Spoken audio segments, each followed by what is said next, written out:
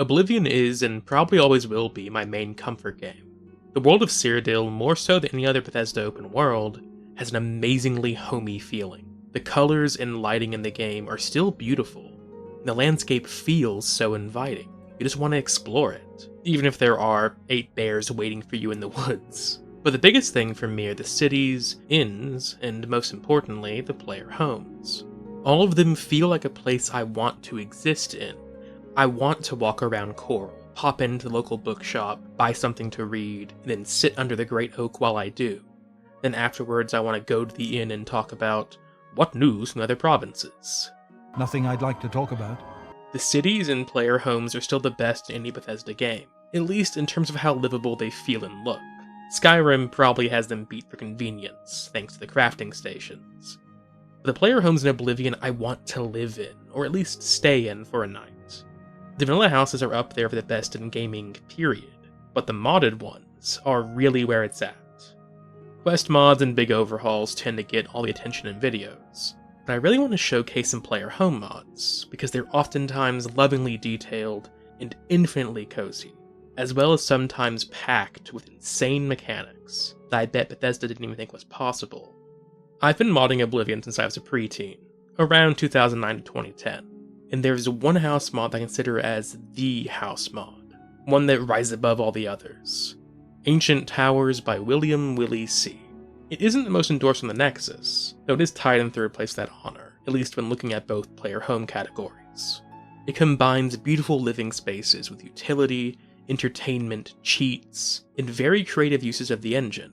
If that wasn't impressive enough, how about a dungeon defense minigame, or an arena just for your pleasure? And there are tons of more hidden things to discover. I want to show these things off, and bring attention to a mod that I feel deserves it. So, come with me and let's explore the Ancient Towers together. The outside of the towers are gorgeous. They use the alien Imperial City tower design, which has always been very striking to look at. Its location nestled amongst the mountains gives it a unique feeling, as well as a view I think few people have seen in the game. Most vantage points in Oblivion are more in the northern parts of the map, and tend to always have the white gold tower of the Imperial City in view, but not here. It makes you feel like you're far away from civilization and the rest of Cyrodiil, which you are. The ancient towers are found in probably the most empty and sparsely populated part of the map, near the borders of Black Marsh and Morrowind. Between the two towers there's what the Nexus page describes as a landing pad, I assume for rideable dragon mods, which people were making before Skyrim was even announced. I guess the one view of them that we got with Martin Septim excited us back then. The towers by default are locked. We'll get into how to get into them later on, but for now let's just jump ahead to the tour. The entrance hall is beautiful, a mix of light and dark marble, wood, rich tapestries, and these glowing crystal lamps. There are also plenty of little display cases to show off some of your things. Most of the tower is a collection of these small circular rooms, which sounds obvious to note, but a lot of tower mods tend to have a TARDIS effect going on, where the inside is bigger than the outside. We will see some of those time and space shenanigans here in a little bit, but for this first tower it all lines up pretty well, and could conceivably all exist in the same tower. Another thing that I want to mention is Oblivion modders, and just modders in general, love their waterfalls. They're present in lots of houses and location overhaul mods, and they are, to be fair, gorgeous. Before we move on from this initial room, we can also see the tower's spectral pet cat, Watcher, sitting above us on his own little pillow. If you get too close, he disappears, but if you use the free camera console command, you can get a closer look at him. He is just a reused mountain lion asset from the game with a ghostly effect added, but it works really well. He is still in fact friend-shaped, and derpy as hell. Watcher also has a chance to appear in several other rooms, and I'm pretty certain he's guaranteed to spawn here when you first enter.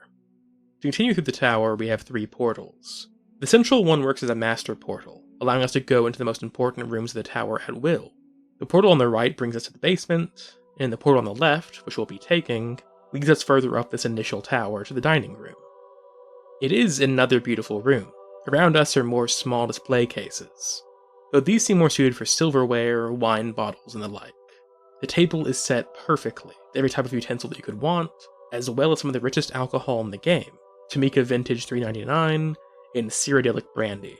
Interesting note, The Cyrodiilic brandy models are actually unique for the mod. In the base game, even though it's called brandy, it uses a default potion bottle for the model. This fixes that. Before we leave, there is one more opportunity for me to show my nerdiness. The tablecloth and folded napkins here all have the anvil coat of arms as their texture, and the reusage of it does look very nice. And really that's all I have to say about the dining room. It's pleasant, but doesn't have much more to offer. So, let's continue and take a portal higher up. We find ourselves in the kitchen, one with our very own cook, wearing a unique set of clothes and a cooking apron. She has no unique dialogue, but does function as a merchant. This kitchen is the first place to really show off a lot of unique assets, with various new cakes, pastries, pies, cheeses, and more on display. I know it's silly, but as a kid playing this mod, I remember finding the chocolate cake really delicious looking. I would use custom food to decorate my home's plates all the time. There is plenty more dishware to be found here, one of which has a face on it. Is that the creator Willie C? I can't tell. My favorite detail of the room is that there's a fridge that has a little frost atronach up top powering it, keeping everything from getting spoiled. That is very fun and creative, and it has convinced me there's some Telvanni mage out there who's already done this. Finally, the first new gameplay feature of the mod shows up. You can use vanilla ingredients along with new ones to make unique foodstuffs. Making dough and combining it with other ingredients, you can turn them into bread rolls, muffins, cookies of various flavors, and of course, sweet rolls. And when you do make them, they literally spawn in the oven, the little door to it opening up automatically with the food ready for the taking. You can also cook meat on the stove, adding new cooked variations of them, which didn't exist in the base game. Everyone in Cyrodiil just ate raw beef and venison because they're just built different here. Vanilla Oblivion didn't have crafting systems like this, and this mod predates Skyrim, which did have cooking, by 3 years. The final update for Ancient Towers coming months before Skyrim even released. There's even a unique cookbook you can read through, listing all the recipes. This cooking system could have been a mod on its own, yet here it is as just an extra of a house mod, just for funsies, for no reason other than Willie wanted it to be here.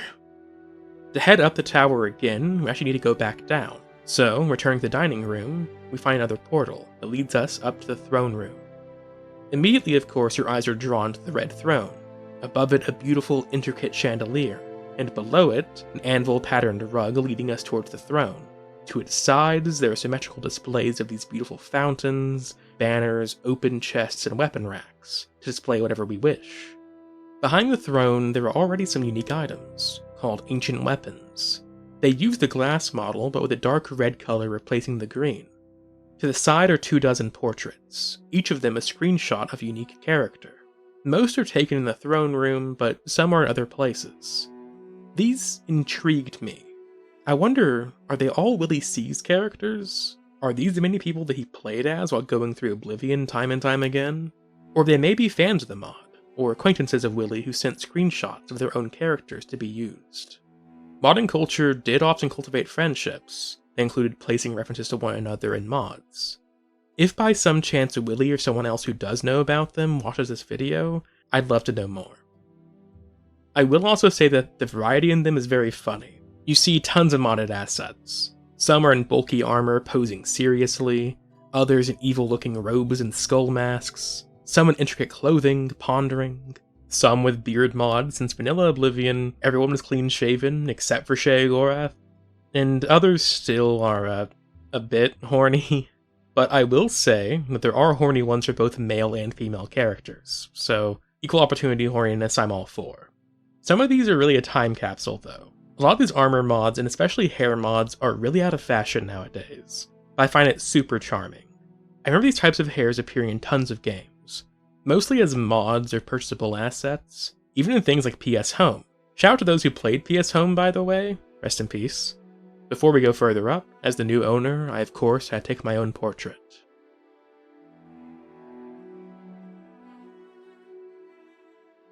The final location in this first tower leads us back outside, the top of the tower. It only has a few bare stools up here, but the decoration isn't why you're here. You're here for the view. It feels so deep in the wilderness. I know I already touched on it, but the view in some weird way doesn't feel like Cyrodiil to me. It feels like a new game, an expansion, a province, or a massive overhaul like Naren. But the view is vanilla, and also amazing looking. Sadly though, we must leave this view once more to see the rest of the towers. Returning to the entrance, we take the portal down to the basement. Here we start seeing much more of those unique features, as well as some of those TARDIS size shenanigans.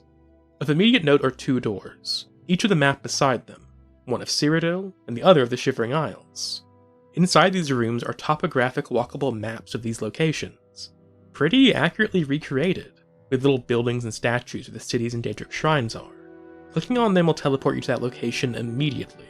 This is a fun feature, especially for the shrines. I also like the little buildings selected for the cities. I think most of them specifically use the Mages Guild buildings, which makes sense since back in Morrowind, one of the major fast travel networks was ran by the Mages Guild. Official player home DLC Frostcrack Spire also has Mages Guild focused teleports, though not with these cool ass map rooms. In these map rooms are also various clocks that tell the in-game time completely accurately, and I honestly don't even want to know how hard that was to program into Oblivion. One of them is your standard 12-hour clock, but there are others tracking the progress of the month and days. This is super cool. The mod creator Willie is seemingly in love with clocks. They appear in many places in the tower, and one of his other big modding projects is Clocks of Cyrodiil, a mod that adds tons of unique clocks to the game world. I love someone who knows what they're into, and adds it into games just because they wanna.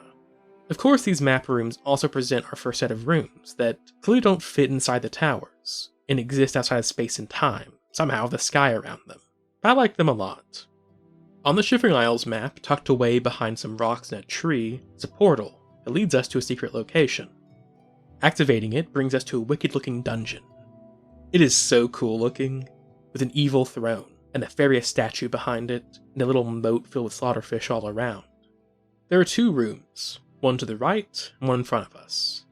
Going straight ahead, we find a room, one that is a necromancer's dream. A flesh Atronach guards it, and behind it, we find a necromancer's altar, a crucified man hanging above it. Honestly, a pretty grisly sight, and one that surprised me. Vanilla Oblivion as a kid had these shocking moments for me often.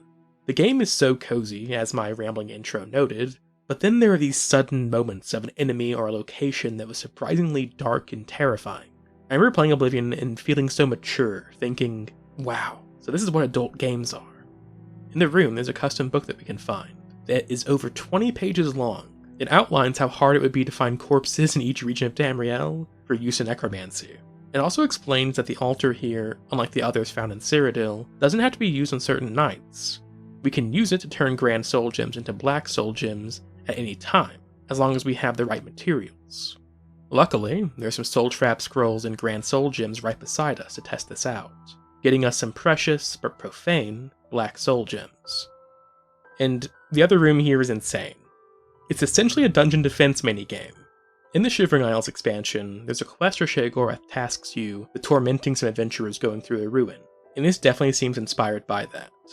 Random adventurers will walk through this long, winding hallway, and all around them are different traps, each trap corresponding to one of many different buttons around us. The people are constantly moving, and each trap only covers a small amount of space, so you have to be quick pressing them, especially since each adventurer needs multiple traps to go down. The mages especially are tough since they heal themselves.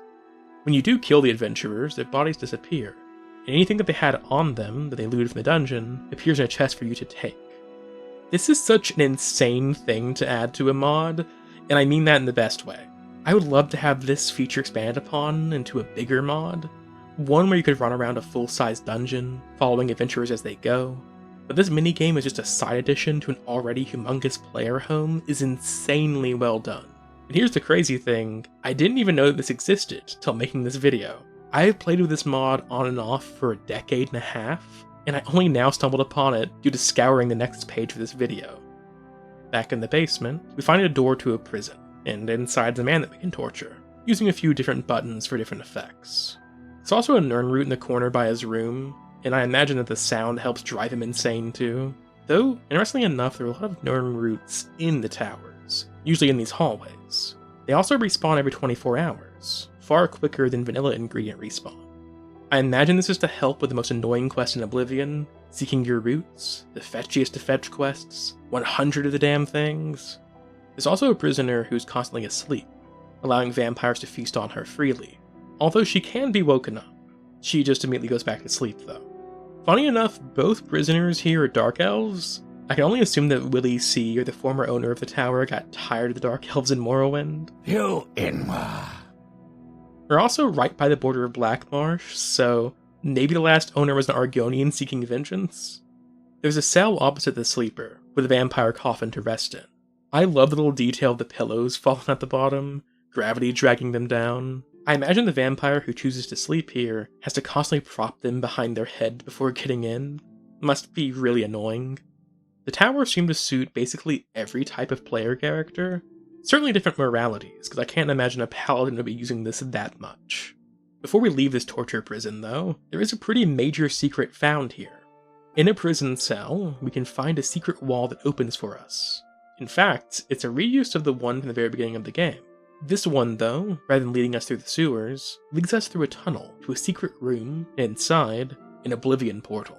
We can enter the portal, and when we beat it, we can flip a switch nearby that spawns a new one. This is honestly such a good feature. While Oblivion gates can get tiring, they undoubtedly offer a lot of good loot, and also some variety to the caves, forts, and alien ruins of the base game. But once the main quest is complete, they don't spawn anymore, which means that you lose out on a ton of unique natric weapons, alchemy ingredients, and most importantly, sigil stones, which offer easy enchantments for most players. So having this portal feature here is great, because even if you don't use this as a player home, there are all these little features that are useful to have. Before we move on to the tunnel to the second tower, we take a hatch down to my favorite room in the whole mod, at least from a cozy standpoint, the recreation room. When I was a kid, I would always set my modded companions to idle here. It's such a cozy little space. I would hang out here in real life easily. The vibe is immaculate. There's also a treasure trove of unique assets here, like a dwarven spider pet wandering around. For those who haven't played Oblivion, there aren't any dwarven enemy types, so this is a completely new asset for just the mod. In the recreation room are a few playable games. The first is chess. You do have to play by using the game's drag mechanic, but you can press the table at any time to reset the board. I also checked to see what would happen if I looted a piece. Keeping a piece in your inventory stops it from appearing on the board during the reset, but dropping it anywhere in the room makes it be tied to that reset script again. Neat. The chess table is also directly in front of a cozy fireplace, with these little magical runes on the side. We see these runes in various places in the mod. I like to imagine that they are keeping things constantly running. In this case, magic keeping the fire burning perfectly, banishing the smoke, replacing wood, even keeping the wood burning in a state of perpetuity. The other game's a dice game. You press the table the dice are on, and an invisible explosion throws them around with a physics engine. It's simple but fun. There's an insanely cool looking Iliad clock here too. A crystal seems to be powering it, and a magical mist hovers over top. There's also a pool to swim in, complete of course with a waterfall, and some little fish swimming below. As a funny little detail, there are some chests underwater, filled with potions of water breathing and water walking. There's a bathroom nearby with fully working faucets, hot and cold. They fill up the sink slowly. When you turn it off, they slowly drain back out too. Again, I have no idea how Willie put this in. This is insane. Similarly, there's a working shower you can turn on, reusing a waterfall animation for the shower. There's also of course a toilet, marked with another rune, also fully usable, complete with toilet paper and flushing. Nearby are some books and potions to help your time on the toilet pass by easier. Next door is also a sauna, and if you spend a little bit of time there, you get a restored status effect. At the end of the recreation room is a door. It opens up to a garden. Here we see some more non-Euclidean nonsense, and also the most terrifying thing in the mod, the gardener. Inside the garden is a beautiful sight. It has its own day and nighttime cycle, a pocket dimension of Oblivion, some lore lovers could say. The place is filled with the majority of, if not all, the vanilla ingredients. And, okay fine, I'll address the gardener. It's terrifying looking. It seems to use the Spriggan model animation set, but just everything stripped away and given a weird reptilian looking skin. I love the idea of an elemental tending our garden, but it's so strange looking, I love to hate it. Alright, finally we can head towards the second tower. But first, we have to go through a tunnel. I do like the idea of tying the towers together through an underground tunnel. It makes sense, even if other sections of the tower are beginning not to. At either end of the tunnel are Nern runes, and on the far end is a door that that leads to a display room, one that, of course, also exists in its own pocket dimension of Oblivion. You can see through the windows that there are trees and nature outside. If you clip out, you can see the little plane that we exist in. Displays here are abundant. There are already a few weapons packed in the room, as well as some chests clearly labeled for easy storage. Throughout the tower have been various little pedestals, and I'm pretty certain they're meant to be used in conjunction with the mannequin armor display mod. In fact, the Nexus page for the mannequin mod shows user-submitted images of people using the pedestals in ancient towers for the mannequins. Again, a mod made years before Skyrim was even announced that would appear in that game. Here is also a room within another room, this one the guest quarters. It uses a coral house layout, with the coral wood replaced with marble. More nern roots with little magical stones around them, I assume to help with their constant regrowth. I imagine much to the guests' chagrin. There isn't much more to see here beyond the 2 open bedrooms. So let's return to the tunnel. I think we're ready to move on. Except, what's this? There's a broken light fixture. And wait, is this a door? We find ourselves in a cave. Suddenly we hear lightning and the room flashes. We venture further and find a wall of profile pictures and usernames, with Willie C himself in the middle. I adore this. I speculated earlier that maybe some of the screenshots were other community members, but these are for sure other people. These are some amazing time capsules of usernames and profile pictures. I mean, look at that badass werewolf. Oh, I love it, it's so quaint. It makes me warm and fuzzy inside. And if you activate Willie's portrait, it lowers down, revealing a vault behind it. You can find a key nearby and unlock it. And inside we find 157,000 gold, and a bunch of other riches. I'm not sure about the significance of this room beyond shouting some people out. Could these people be collaborators on the mod itself? People he got assets from? Or just friends that he made on the modding forums? I also assume that the exact number of gold has to be referencing something. I'm editing in this section after the fact. I browsed through the Nexus page again, and I do just want to confirm that these are some of the people who helped with the mod. In fact, I found a big credits list that Willie made. I felt it was important to show this, because I think it's very good to acknowledge that, like many art projects, this had help from other people. And while Willie is still clearly the auteur of the mod, it's good to realize that he had community support, either through assets being given to him, or by people playtesting it or shooting him ideas. Their contributions should be remembered too. Alright, with that little excursion out of the way, we enter the second tower. In the second tower's undercroft are 3 doors and 2 portals. Each of the doors are marked with one of 3 different banners: a crystal ball, crossed swords, and a hammer. First we enter the door with the hammer, and are transported to a smithy. The mystic smithy, in fact. Like some locations we've been seeing, it gives the illusion of an exterior through the windows. And it's easily my favorite attempt of this in the whole mod. It is really convincing. I also want to remind people, vanilla Oblivion didn't have windows like this. Even though the house asset is from the vanilla game, these see-through windows absolutely are not. And through them, we see an anvil-inspired coastal town. The semblance of a street, going to the front door especially, is very impressive. It looks gorgeous. It makes me want to go out the front door and follow that road down, exploring the whole town. Flipping out, you can see some of the modding magic. That street, in actuality, ends really quickly, but looking from inside you couldn't tell. The perspective is so well done. The Mystic Smith herself sells us very high-tier armor and weapons. There's also a customer. I find the presence of the customer intriguing. I know a lot of you are saying it's just a mod, so I shouldn't speculate on the implications of things like this, but damn it, I want to speculate about the implications of things like this. Certainly the customer isn't coming through the towers to get here. The towers are a fortress outside, and are locked before we come in. I instead think that our door we use is a bit like the one in Hal's Moving Castle, where we can kind of change its location. The door we use is not the exact same as the door others use in their real physical location.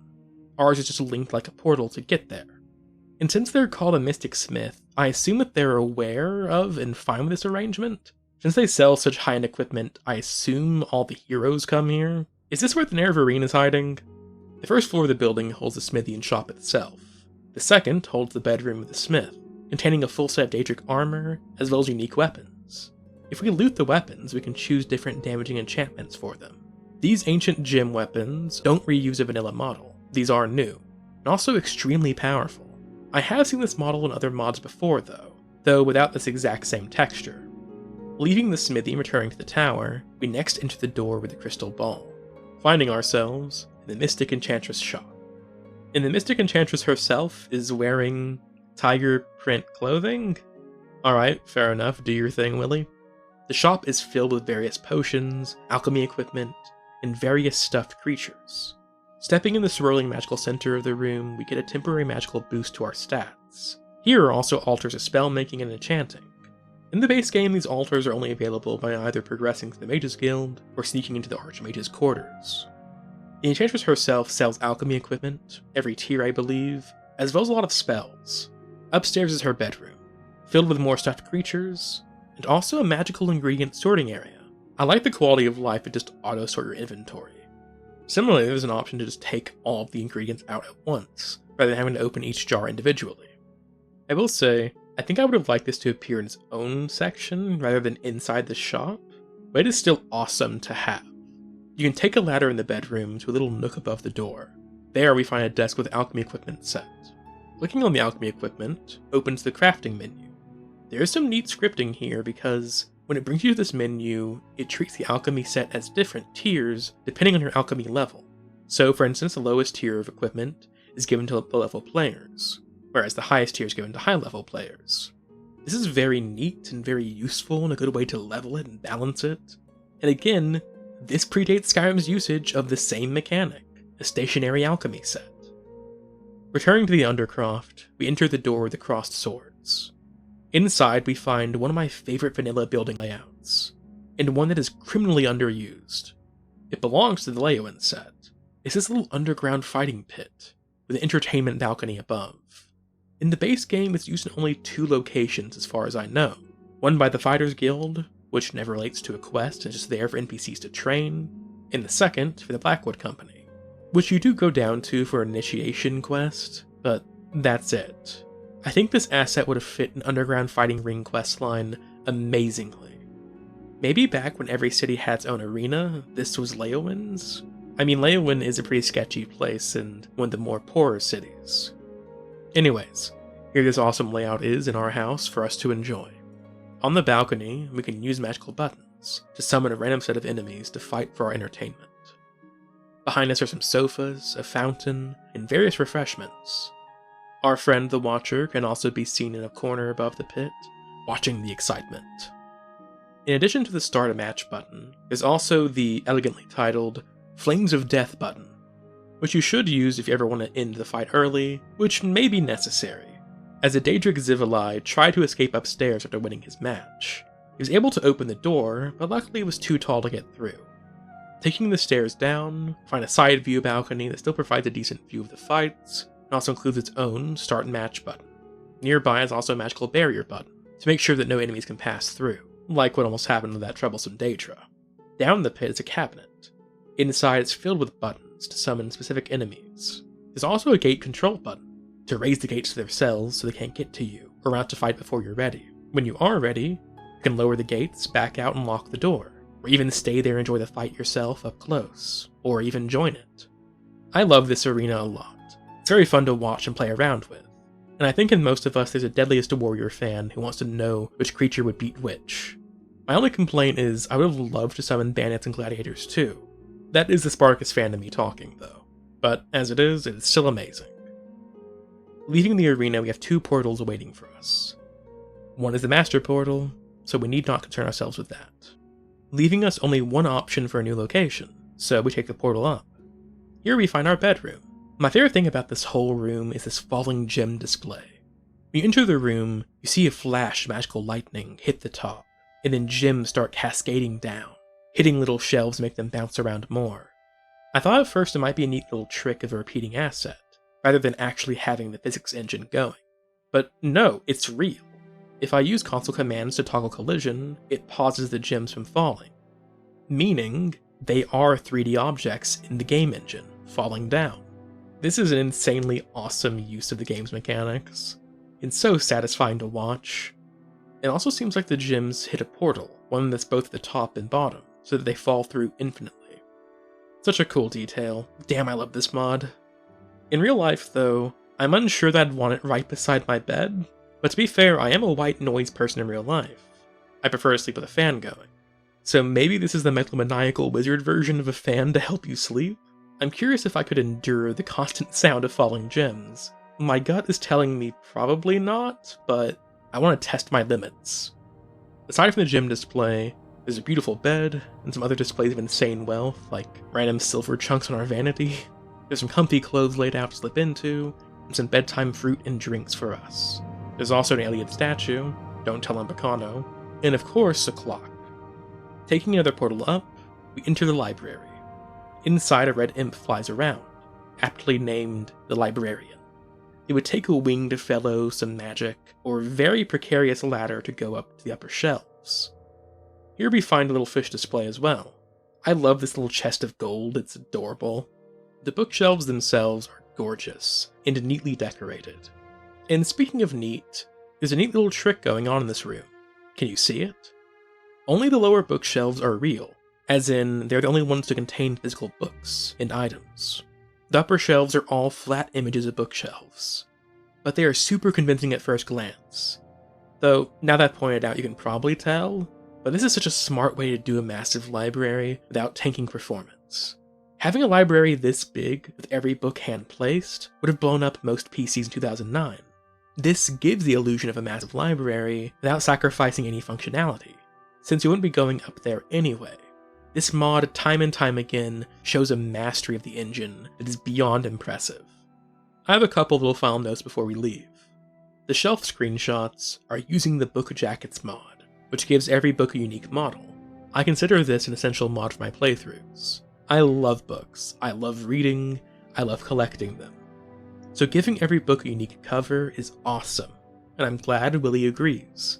This luckily means that my lower shelves match the higher shelves perfectly. The cheetah print sofa and pillows are certainly a choice, but it doesn't detract much from the rest of the room. It is charmingly out of place in my opinion. We finally have reached the end of the towers, with only one more portal. This one brings us to a laboratory. Here we find a strange doohickey in the center of the room, with two mirrored orbs making a Tesla coil thing. The lab is filled with a collection of eclectic items. There's a sleeper ball that when you touch it, acts as a bed. I assume for the hard-working wizard enraptured in his mystical studies who doesn't want to leave his lab. I imagine that it's also here to help trigger level ups, since you have to sleep to level up. Funny enough, NPCs can use this as a bed too, and they glitchily sleep on top of it. Beside the sleeper ball is a lead ball that weighs 5,000 pounds and costs 5 gold, and that's all it does actually. I can still move it though, I'm just that powerful. We find more ancient weapons, and a matching ancient armor set. Beyond these items, the lab is where the majority of the cheat-heavy mechanics are found. There are crystal balls that correspond to every stat. If you click on them, they raise that stat by your selected amount. As a kid, there's something satisfying about getting to that power level early, like using cheat codes in GTA San Andreas. Nowadays, I tend to like to grind to get to higher level stuff, but with Oblivion, where its difficulty and enemy scaling is heavily broken, I can't really fault people for wanting to use stuff like this every time. I am one of those crazy people who, on replays, mostly do roleplay challenge runs though, so this part of Ancient Towers doesn't see much use by me anymore. There's also a restoration ball that fully heals you, an ingredient multiply ball for alchemy, and even little stations that spawn soul gems and Varla stones at will. Though, interestingly enough, only the Varla stones need a cooldown. Not sure why. There's a cupboard and rack of overflowing food and wine that infinitely spawn random food inside every time you open it, and here we also find many unique spells. Some are as simple as a teleport to the towers, or summonable warhorse. Others, like Dungeon Delver, give utility by giving you Night Eye, Detect Life, and Chameleon all at once. There are also spells that make people start or stop fighting instantly, turn someone to wood, and a force push-like ability.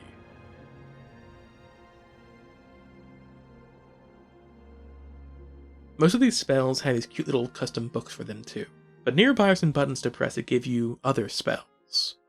The top 4 are just overpowered damaging spells, but below them, a solitary button that gives you a spell called Disrobe all.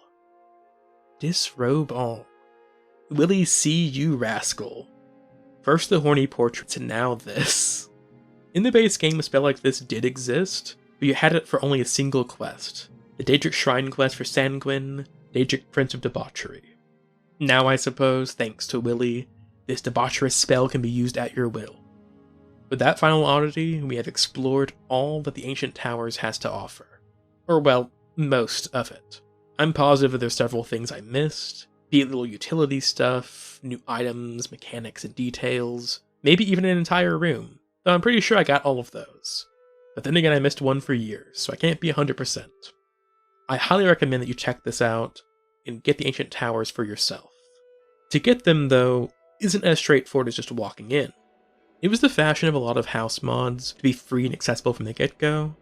Ancient Towers, though, breaking this older fashion, does add a little quest to get it.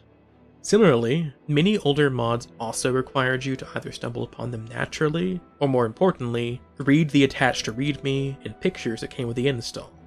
Ancient Towers does follow this particular older fashion though, needing you to stumble upon an unmarked bandit camp, or follow the picture that came with the install. In finding the camp, Bandit wakes up from his tent and immediately attacks us. Killing him, we find a note describing a set of towers, protected by silver knights who can't seem to die. Us, being the foolish heroes or villains that we are, decide to pursue this lead. When we arrive in a far corner of the map, we discover the towers. The knights are directly using models for the Knights of Order from the Shivering Isles, which I thought was a little strange since this mod has an insane amount of unique assets, as you just saw. Though I'm assuming it's just as simple as our man Willie liking how the knights looked, so he reused them. Very fair, they are cool. Getting the key presents a good barrier for the player, since they would have to be very powerful to defeat the knights, especially since the lesser knights can't actually die, and just arise again, though there is a key you can grab by running past them as well, which is still dangerous due to the knight's lethality. It is interesting having this in-universe feeling note instead of encounters to get the towers, which themselves are fourth wall breaking. But to be fair, this is the Elder Scrolls, so it's a lore can defend it with Chim or some shit. Anyways, just ask Kotho about it, he can tell you more, or read Coda, it'll explain it. When we get the key, we can enter the Ancient Towers. I mentioned before that Ancient Towers is tied for third as the most endorsed Oblivion player home mod, at least when taking into account both sections on the Nexus. Nexus at the time of Oblivion's launch was still hammering out its kinks. Originally it was a Morrowind fan site, but it eventually opened up to modding Elder Scrolls games in general, incorporating a few different fandom and modding websites into one. I assume thus the name The Nexus. The reason I bring this up is, unlike more modern Nexus pages that have things in neat categories, the categories of Oblivion are a bit more in the Wild West stages. Though maybe it also just shows you how popular Oblivion house mods were, they had to have two distinct categories. Player homes in the second, castles, palaces, mansions, and estates. Ancient towers belonging to the second category. I loved castles as a kid, so I think the first mods I ever downloaded for Oblivion were just a bunch of different castle mods. The Nexus page and install zip of Ancient Towers is a treasure trove. There are the instructions, which come with a little screenshot of the map to direct you to the bandit camp and tower itself, as well as a basic layout of the towers.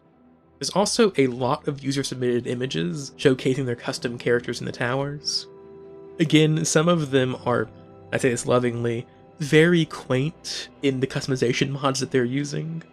My favorite thing on the Nexus page, though, is a very charming picture of Willie C in front of the towers.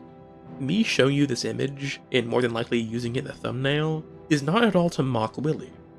I feel sad even having to clarify that, but the internet can be a mean place, especially nowadays. I think that this image and what I feel it represents is dope as hell.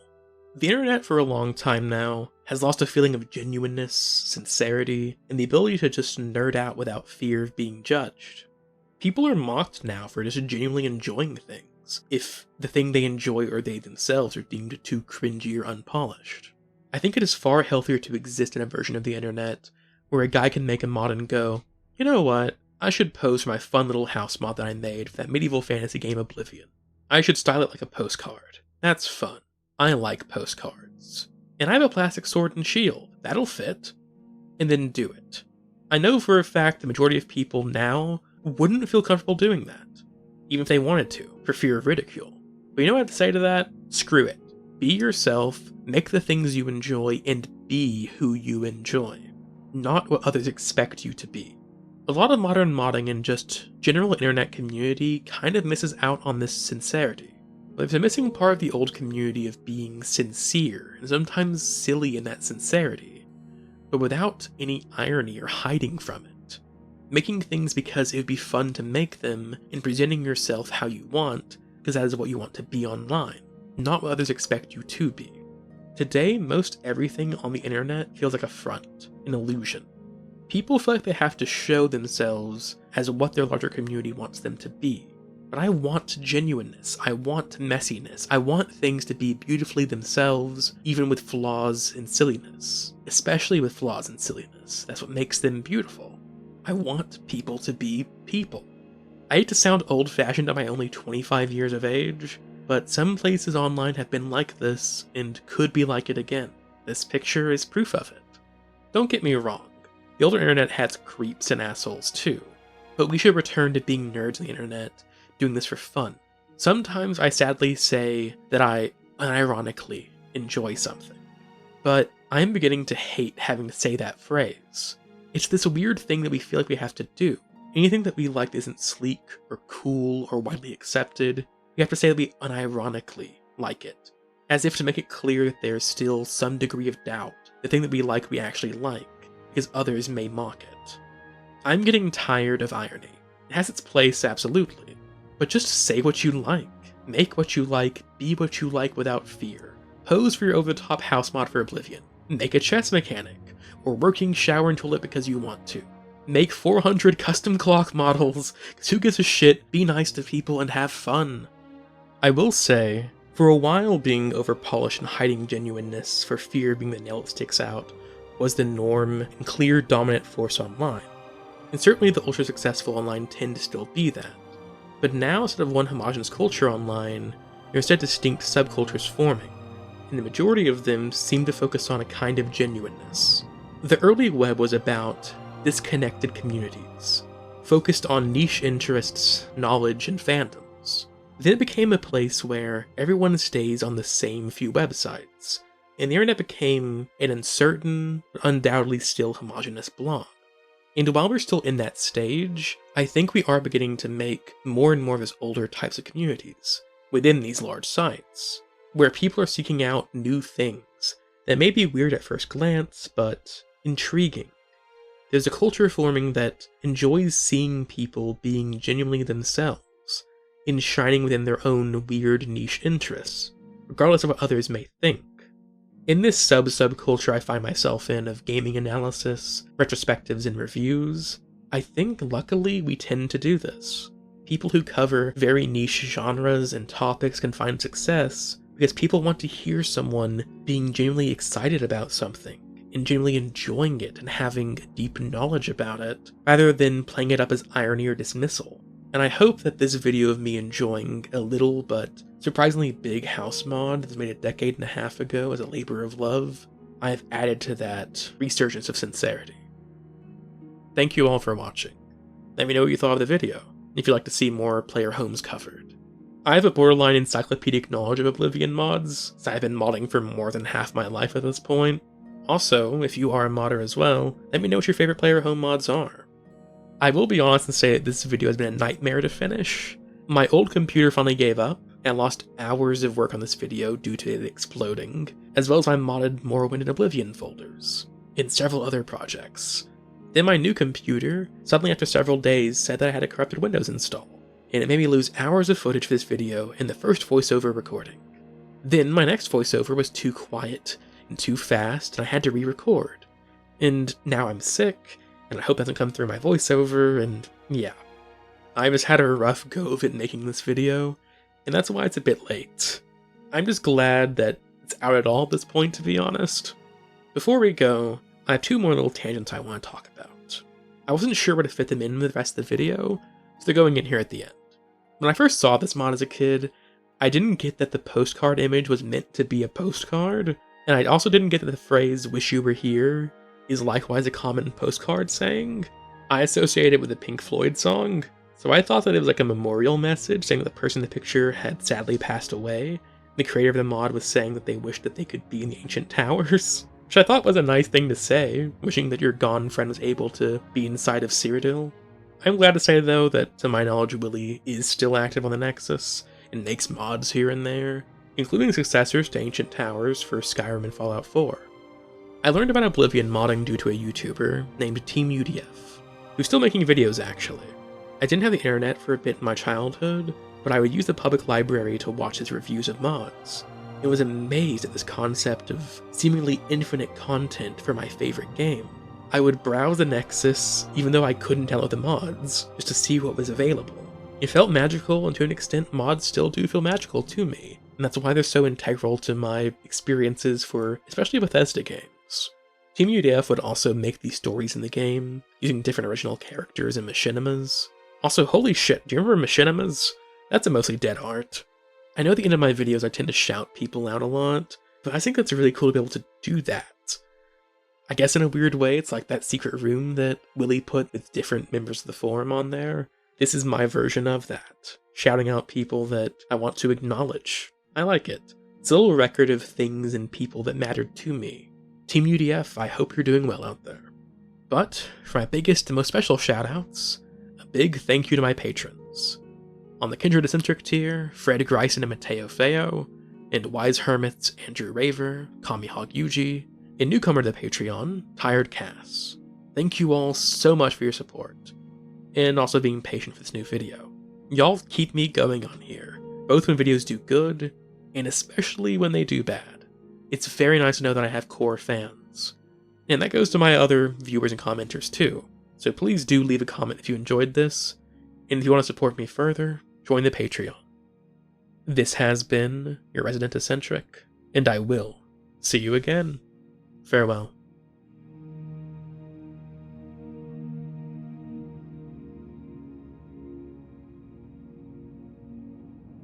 Oh my god, I only realized while editing this video that Willie C is a pun.